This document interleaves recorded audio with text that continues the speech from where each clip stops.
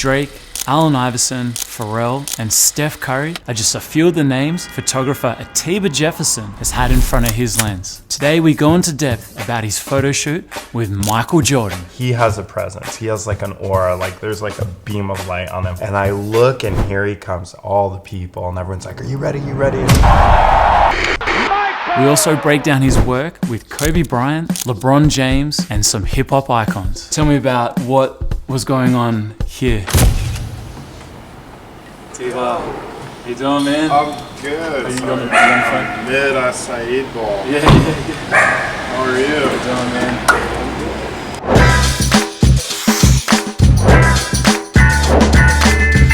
Let's go, Rush! So look, your portfolio is crazy, from shooting skaters, athletes, hip hop artists, celebrities. So I'm gonna dive straight into it, and I thought we'd start with a big one. So I'm gonna show you a photo. Okay. We're gonna go back to this moment. Tell me when you got that phone call to shoot this athlete and the first thing that you did after you got that phone call. I was very excited. I was blown away. You know, at that point, I'd been working for Slam for about 6 years. They were doing their 100th issue. So the cover of their 100th issue, and he's the greatest of all time. I was just freaking out. You know, I was just turning 30, which was really funny because I thought I knew it all, you know. And I told my brother, I have an identical twin brother, I was like, yo, I'm shooting Jordan. Do what you got to do. Take work off. It came together pretty quickly. I was like, we got to be in Chicago. He took a red eye. And I was setting up. They were like, Mike's got to do commercial, like voiceover. He's reading lines for a commercial. So it's going to be about 2 hours. I was already set up. Seriously, a half hour later. No warning. I'd seen Mike because of games. And I'd seen him like at all-star games and stuff like that, but like he has a presence, he has like an aura, like there's like a beam of light on him. And I look and here he comes, all the people, and everyone's like, are you ready? You ready? And I was like, I was just finishing my last tweak. This is when it was all on film too. This is not the digital days. So I was like, okay, here he comes. You know, they walk up and I'm like, hey, my name's Atiba, I'm the photographer. And he's like, how old are you? And I was like, I'm 30. He's like, oh, wow, you don't look it. And I had Jordan 1s on, and this is before Jordan 1s were like really reissued. And he's like, see everyone? That's a good shoe. That's a good shoe. So he was all psyched. He was super nice. And I was like, yo, I'm really like surprised you're here so early. That said, you're going to take a while. And he was like, honestly, I learned at a young age, just listen to the director, and the more you do that, the sooner you're gonna go home. So I was like, okay, let's get to it. And we shot for about 11 minutes, and I knew every frame was perfect. I even had a chance to shoot a couple Polaroids of the 665, which are kind of my favorite thing to do. Oh, like that's just beyond bucket list. Oh, no, I can imagine. And it's crazy to think that picture is 17 years old at this point. Wow. Now. Well, I mean, that's the beauty of film, right? It just always looks classic. And do you have a preference between digital or film? No, I have no preference. I just like cameras, you know. I love them all. Like, I think they all serve a great purpose. Back to the Jordan shoot, on how you actually go about directing essentially one of the greatest basketball players of all time, because you know he's 6'6", big dude, like you say, there's a beam of light around him, extremely intimidating.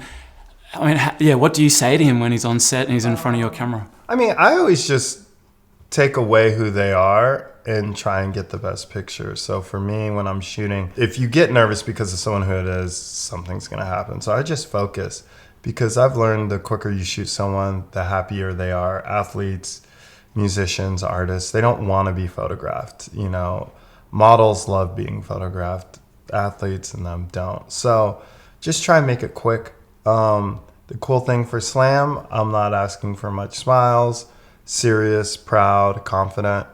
But the thing with someone like Mike, you don't even need to direct them. you really realize, like, when you're shooting people that have been shot over and over, they're so good. Whether it's like Kendall Jenner or Allen Iverson, Kobe Bryant, you just point a camera at them and they look good. And some people just really, really have it. Some people don't. And that's when you have to use your skills as a director to make sure you direct them and make sure they look good. But Mike, I wasn't even telling him anything besides hold the ball here, hold the ball there. He did everything else. Well, another big thing is trust when it comes to being a photographer. So how do you go about building trust between yourself and the person being photographed? If it's Michael Jordan or... Just making them feel comfortable, treating them like they're just a normal human being. You know, social skills are 75% of photography. The rest is knowing how to, you know, keep the camera in focus and make a sharp picture. And what was the brief from Slam for your shoot with Jordan? Like, do you get a lot of creative control? I've been shooting for Slam. There's a formula that they like. So, you know, seamless. You know, we shot them on red, we shot them on black. But, you know, it's not like a big commercial brief. The cool thing about editorials, they trust me to create. So it's just a great partnership in that sense versus, you know, like a product commercial shoot, which is a whole different thing. Now, one thing a lot of people don't understand is the short amount of time that you have to work with, say, someone like Jordan. Like you said, 11 minutes. 11 minutes. So is that common that it's only such a short time, like 11 minutes? So if it's, you know, Kobe or... That's a lot of the time, you know, because if you can't get a good picture in that window, then you're not doing your job right, because people like that are good at what they do. You don't have to keep doing it, you know. I guess a lot of people would want to know, how did you land that job with Jordan? Like, how do you get into a position to photograph Michael Jordan? Just the previous, like, about 6 years shooting for them, making sure that the shoots before them were good, you know. Just a relationship, you know, that I still have with Slam. So I'm still shooting for them. Just had a cover come out last week with De'Aaron Fox, Sabonis. So, you know, it's just really having a great relationship with them. And did you get to shoot Jordan again? Or was it just that one time? That was the last time. I don't think he does a lot of photo shoots. So that was it. Been to his birthday party at All-Star a couple times and seen him. Got a couple point and shoot photos, but no, that was it. He's retired, so kind of one of those things where I don't think he's really shooting much. So I was doing some stalking on your Instagram and saw this shot, and I was like, all right, I've got to ask you about this moment. Tell me about what was going on here. Oh yeah, that's a funny one. You know what I regret is, like, how did I not take a picture of the two of them and I just decided to get in the picture? I was assisting the team photographer Andy Bernstein for the Lakers, who taught me a ton of what I know. Can't give him enough flowers. He really taught me so much about basketball photography, storytelling, commercial photography. That was the way Laker games were courtside. In 2000, you didn't have a cell phone camera. There was a group of assistants that helped Andy, about 3 of us. I love hip hop, and Jay-Z was God to me. Volume 3, probably era of Jay-Z. Dre is already Dre. I was just like, I can't believe these two. I wouldn't really bother celebrities at all, but I knew, like, Jay-Z was not the Jay-Z he is now. So he was pretty approachable. And I was just like, hey, do you mind if they didn't care. And I was like, Robert, get this picture, and that's it. And I found that pretty recently. This was a year ago. Worked on a Beats by Dre campaign where we actually shot Dr. Dre. Oh, nice. I showed him that. He's like, wow, that's amazing. He's like, I just had dinner with him last night. So it was kind of Dr. Dre just had dinner with Jay-Z? Yeah. This was a week and a half before the Super Bowl last year when he was doing the performance. So, yeah, I hadn't looked at that picture in 20 plus years. Yeah. And it was like... But I really wish I would have shot a picture of the two of them. Have you ever had the chance to shoot Jay-Z? Never. I've never shot Jay-Z. I think that's probably one of the few times I've even been around Jay-Z. So hopefully, Jay-Z, holler at me. Hopefully one of these days. But yeah, that's it. Yeah. Besides pointing my camera, he was at Kobe's last game. I remember just walking around the court and getting some snaps of him there. So that's cool. Well, I mean, look, speaking of being around a lot of celebrities, you know, you live in LA, you're in the Hollywood scene. How do you keep yourself grounded in a place like that? I'm a skater first and foremost, so I'm not really concerned with that scene. I've ended up in that scene because it's LA, and I'm a photographer. So I just, you know, people will say Hollywood is fake and it's that. It can be, but if you decide to kind of just connect with people who aren't concerned with who you are and you're not concerned with who they are, then it's a great town. And then you find yourself meeting and becoming friends with people that I never thought I would be friends with, whether it's someone like Flea or The Edge from U2 is a really, really good friend. And you know, I have my comedian friends, the Workaholics crew, you know, Tim Robinson, Sam Richardson. I think it's great, but I don't, you know, try and like social climb in that. But I also don't, you know, if someone is famous, I don't hold that against them as well, you know. So, yeah, I love LA and it's amazing to meet these people that have done, you know, amazing things. It's great to be in Melbourne and be able to go, Flea, can I get plus 13 for the Thrasher Sodi crew? And he's like, no problem. So yeah, it's fun. I mean, man, you're so humble. Like, you'd have no idea. Just a kid from Colorado, so nothing. I never expected my life to be where it is, and I love what I do. So for me, I have no complaints. You know, I'm not gonna take anything for granted and live every day like it's your last, because you don't know what's gonna come tomorrow. Well, speaking of relationships, I mean, that's one thing you're obviously really good at, and I've got no doubts. You know, celebrities, you're a celebrity, you know, yourself. But how important are relationships, and how do you go about developing, you know, strong relationships in the Hollywood scene, so to speak? Because, you know, here in Australia, we're so far away from all that kind of thing. It just seems like untouchable for a lot of us. Like I was saying, just really being yourself and being cool, you know. But a lot of people get so concerned with who's who and what is what. And for me, it's not about that. It's like, I have my friends that are successful, and I'm never going, book me for a photo shoot, do this, do that. And just finding cool people, that is something that I think is so precious. It's just, whether you're connecting over sports or music or art, skateboarding, biking, whatever your thing is, connecting with them on that level, or even giving them their flowers on what they do, you know, without constantly being like, so how did this song get written? Or, you know, I ask basketball players all the time, like, what was that dunk like, or something like that. But, you know, everybody's a real person. So treating everyone like they put their pants on one leg at a time is really it. And look, with your portfolio, you've literally photographed, I'd say, just about everybody. You've got Pharrell, Tyler, the Creator, obviously all the big skaters, all the big basketball players. Is there anyone left that you would love to photograph? Yeah, Obama and Tiger Woods are definitely. Wayne Shorter, my favorite saxophone player. But I mean, the list can go.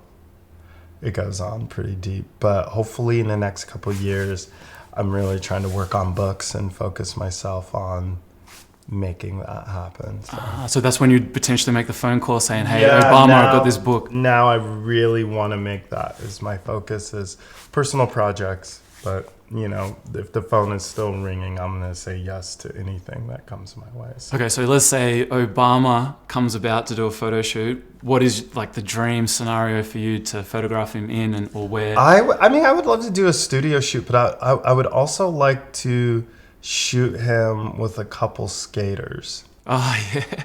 Yeah, like side by side with the, you know, I would love to shoot him like side by side with like Tony Hawk and then like Tyshawn Jones, this kid. Like, I would love for that to be the picture, you know, like him with skateboarding, like, because I think that would be like a situation you're like, how did that get there? Yeah, that's cool. You know, that's cool. Him and I think I would call like a basketball player if they would want to be in it too. Mm-hmm. But you know, obviously him by himself. But I think for me, him with like these different worlds would be really cool. Yeah, no, I like that. Okay, so time for another photo. So let's talk about your time at the Lakers, because you're the official Los Angeles Lakers photographer? Not the official, no. Okay. I do the media day portraits. Okay, oh, cool. But yeah, I've had a relationship with them since I assisted Andy starting in 2000. Mm-hmm. So I saw Kobe win all his championships and lose some. Every media day, I'll get time to shoot portraits, creative portraits, which is amazing. I'll shoot like 2 games a season as well. But really, that's some of my favorite things to do because I really love shooting portraits. And it's just great to have that access to the teams. And it's just such an exciting day because it's the beginning of the season. And, you know, talk about not having a lot of time. Most of those, I have about 1.5 minutes to 2 minutes. With each player? Yeah. So how long have you been doing photography for? I started picking up a camera my junior year when I was 15. 46 now. Damn, yeah, you definitely don't age. It's the Jägermeister. But yeah, 30 years.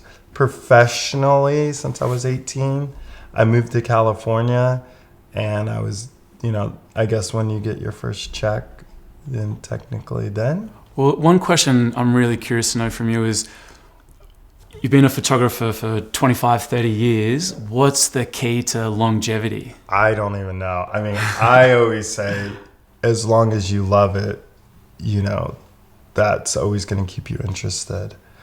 And that for me is really what has worked this whole time. It's just knowing that I really am so excited every time I pick up a camera to think about whether it's the angle, whether it's the lighting. Just I see pictures when I don't have a camera, so it's just something I can't turn off. Social media is changing photography a lot these days. Yeah.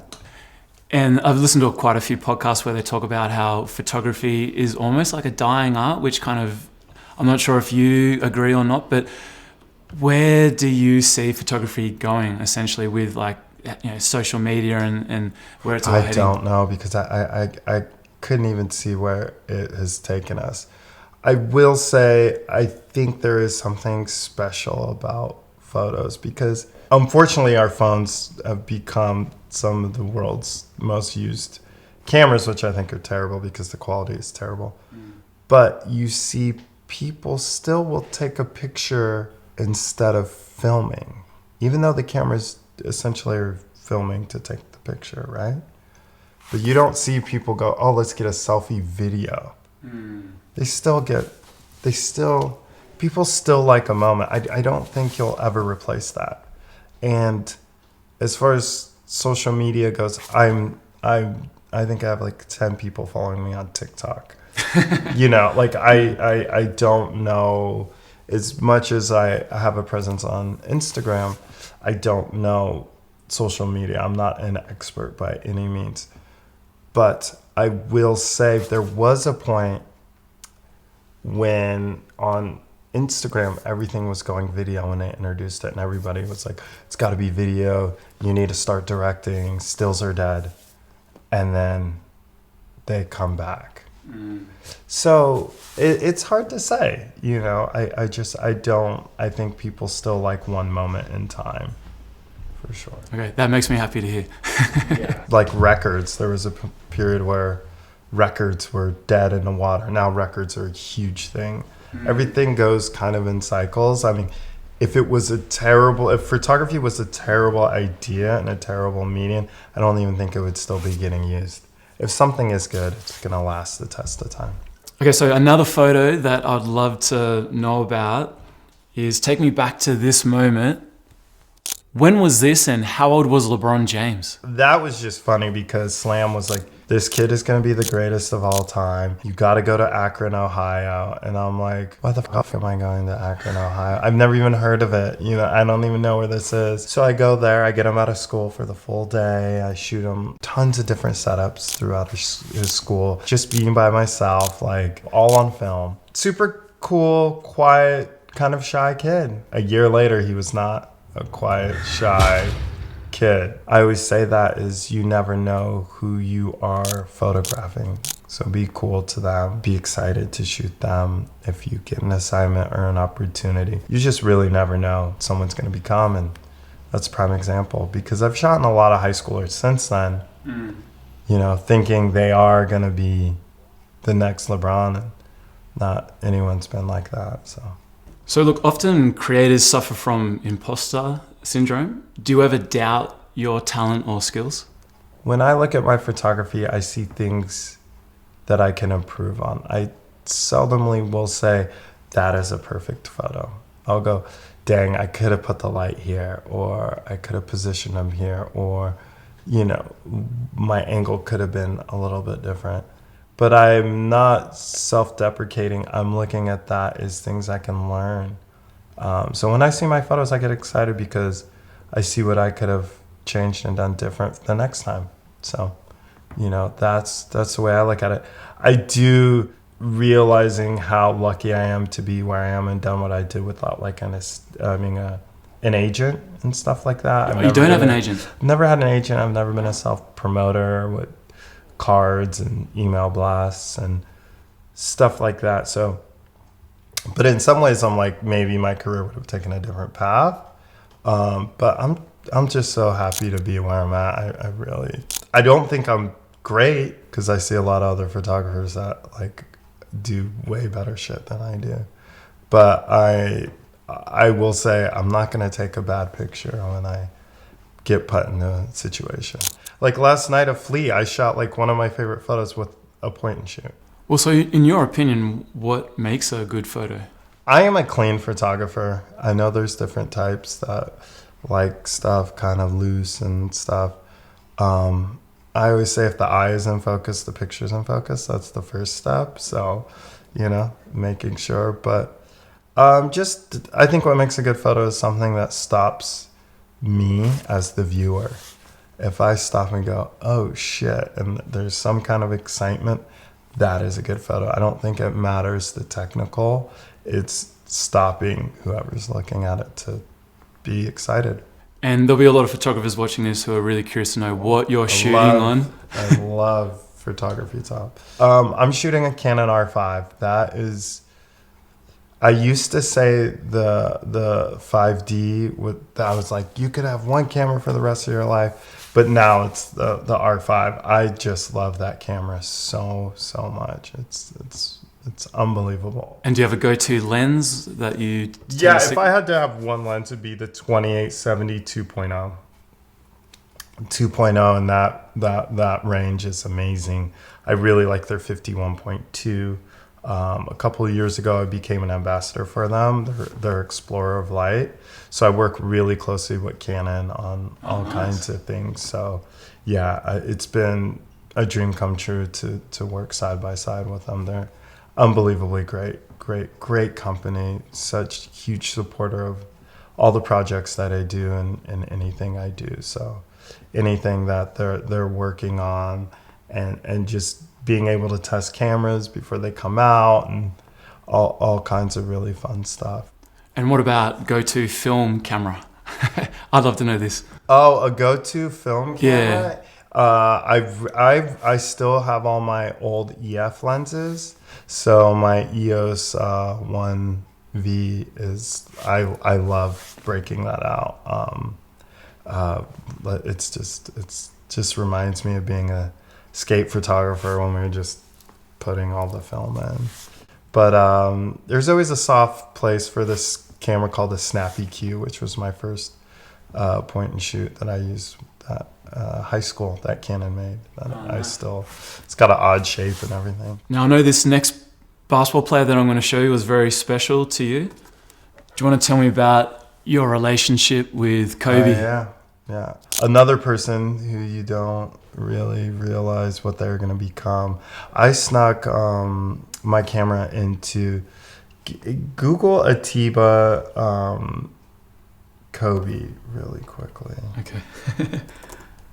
And let me see it. Usually this photo pops up. Images. Straight to images. So, I mean, I don't know if you've ever seen this one. This one's insane. That one. Just see. The championship? Yeah. But this picture right here, that's from his rookie year. Dope. And I snuck my camera into a Laker game. He's just looking towards me. It's not like that's set up. I was a huge fan, rookie year. I could tell. I was like, this kid is special. I didn't think he would, you never know what someone's going to do, but, it's amazing career. We just always connected, whether it was talking music or skateboarding. He loved skateboarding, just life. Kobe was great like that. He would always ask how my brother is and more that kind of just real life stuff versus I never really asked him like basketball stuff. That wasn't really what Kobe always wanted to talk about. He would be like, how are you? What's going on? That's what was really great about him is those conversations. Don't get me wrong. When he had an idea for a shoot, he was excited. That's the cool thing about Kobe. He really liked doing shoots if he liked what was happening and he liked the idea. So most of the stuff that I shot him for was slam related. So it was a lot more creative. And he liked that creativity and he was always involved in that process. So he was always great like that. So always great. I mean, the last shoot we did with them was Gigi and her team, which, is very tragic and sad now, considering everything that happened, but also a very special shoot to me. And I shot him one other time after that for Nike. A couple months before he passed away. Kobe, I mean, even that locker room moment, he was like, we did it, and those kind of things. Even the photo that you first pulled up where we're shaking hands, that was his last game. And it was really funny because I'd shot his whole game. And the thing about Kobe was he was always blinders on. And it was this thing where I would help Andy with the shoot. We'd be talking before a game. And then once it became shoot around when we're on the court, he wouldn't even acknowledge you. And I remember being like, man, did I do something? And Andy's like, no, just watch. That's the way he is. That's why there's that famous video of Chris Rock trying to talk to him when he's on the bench. It's like Kobe. But it was really funny. It was not his last game, but the last season. I'd shot some games earlier in the season. And I was on the court. And my assignment from Slam was just get pictures of Kobe. So it was warm up. And we're on the court. We were allowed to roam around. And I'm just like shooting Kobe probably like far as we are. And he puts his fist out. And I'm thinking like, I don't engage with Kobe anymore at this point. It's been going on for 20 years. I don't bother him. I'm just shooting. And he's like, Atiba. And I'm like, because I thought someone was behind me. And I was so stunned, And that's when I knew he was having fun his last season. Oh, that's cool. He was enjoying it. And I thought that was really cool. That's really cool. Well, I was going to ask, is there one particular moment that stands out that you shared with Kobe? Probably the locker room one is the best, his last championship. That whole, I was just following him throughout like when you win a championship, you kind of just have to do all these media and go into the locker room. But that moment, I remember him like, we did it. And not even thinking. And a friend of mine was like, I got a really good photo. It's the back of your head. But you could tell. My other friend was like, yo, take my card now. Copy this to your computer. So the photo will probably get lost in the shuffle of all the photographers. He's like, dude, it's insane. And I copied it right away, and I'm just like, holy shit, you know? So that moment, but that whole time, that whole, you know, seeing him get to that, you know, wanting to, you know, Michael Jordan was his idol. And, you know, at the end of the day, being able to have 5 and, you know, it was great.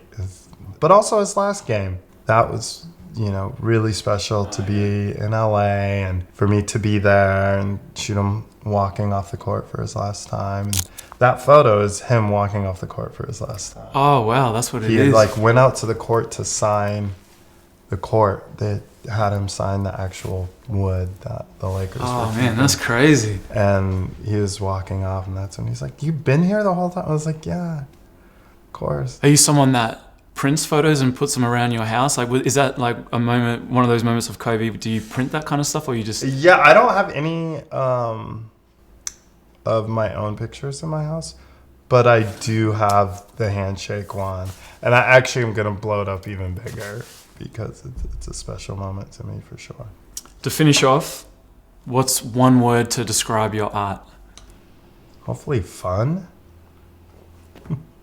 You know, my art depends on the subject. That's why I don't even consider myself an artist, because I need someone else to create, right? Mm-hmm. A painter doesn't need someone else. I mean, I know there's some art to it, but, you know, I'm just documenting. That's what I do. I feel like if I shot like maybe landscapes or sunsets, so many photographers have egos and think they're doing something special, but they're really just capturing a moment. You know, I don't think there's that much to it. Well, you're doing a pretty good job of it. Thank you. Well, thanks a lot for coming past today, man. Yeah. I really appreciate it. It's been an honor to hear your stories and speak with you. So extremely grateful.